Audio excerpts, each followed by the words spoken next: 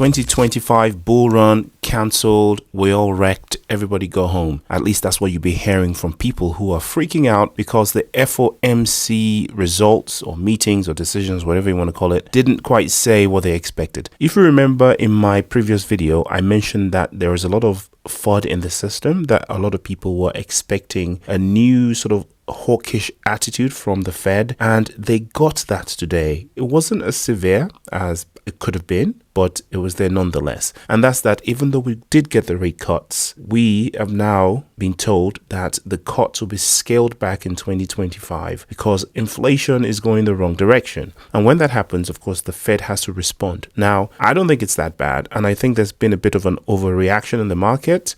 As you can see, Bitcoin took a bit of a nosedive. It actually went down 6%, so minus 6%. It's back up slightly now. It hit 100,000, almost even dipped underneath 100,000 just then. As you can see there, it's 100,646 at this lowest point. In some of the exchanges, it actually did dip under 100,000. So that created a massive liquidation event for a lot of cryptos.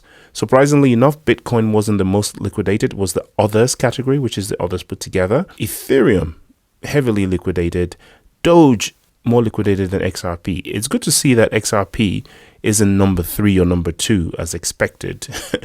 And the reason, of course, why we had so many liquidations, of course, is that people were expecting the market to pump following Jerome Powell's appearance. But of course, as it almost always does, there's an anticlimax. I mentioned the anticlimax in my previous video, which I think created this cascade of liquidations. So yes, there's a bit of a negative sentiment, but I told you that people had already considered that. I think that was already baked in the market in the slight slowdown in the pump of Bitcoin earlier on this week. People didn't go all in like they would have, traders anyway, that pay attention to this stuff. And I think that they probably didn't actually sell much. I think what you're seeing is just the liquidations that, has occurred because people put exorbitant longs on the system expecting a pump and hoping to make some quick money. I put it to you that by tomorrow morning, when the dust is settled and people realize that it's not really a big deal and that institutions are going to carry on buying crypto, that this is going to,